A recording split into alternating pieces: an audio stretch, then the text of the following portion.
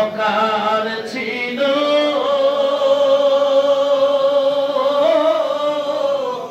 আরে তোমার দয়া হইল রে আমার বাঁচার মরণ ভালো আমার বাঁচার মরণ ভালো যদি গোনা পাই তোমারে আমার হবে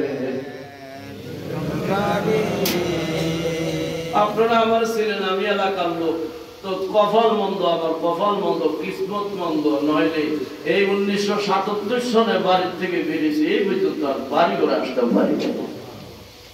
আর আসতাম কি বাড়ি তাও জানি না আমরা